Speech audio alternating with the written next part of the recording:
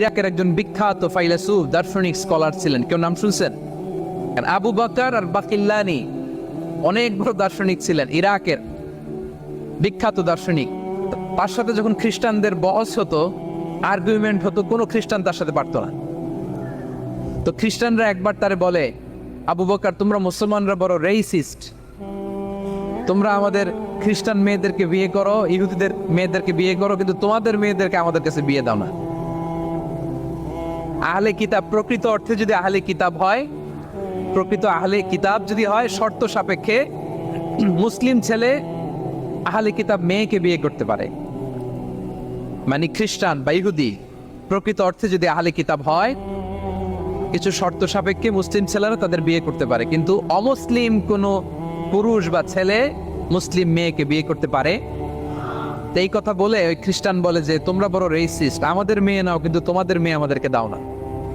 দেখেন কি চমৎকার উত্তর চেয়ে দিলেন। উনি বললেন, কেন এটা করি না জানো?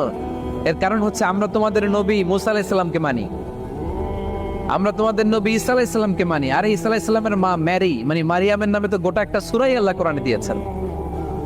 তো তোমাদের নবীদেরকে মানি, এজন্য তোমাদের মেয়েদেরকে বিয়ে করতে পারি।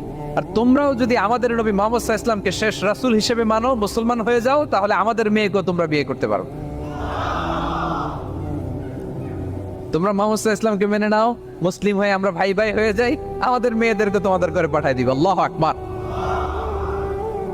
তো ওনাকে একবার মুসলিম বাদশাহ, ইরাকের বাদশাহ, উনি পাঠাবেন কনস্টান্টিনোপলে, মানে রোমান সাম্রাজ্যের ডিবেট করার জন্য। তো উনি যে কত বড় এরকম তর্ক বাগিস, ওনার এক একটা যুক্তির সামনে যে বড় বড় দার্শনিকরা ধরাশায়ী হয়,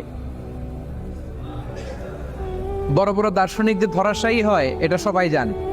তো রোমান সম্রাট প্ল্যান করতেছে কি করা যায়। রোমান সম্রাট প্ল্যান করতেছে যে আবু বকর আল বাকিল্লানি যদি আমাদের এখানে আসে, ওরে হারানো তো এত সোজা না, কি করা যায়।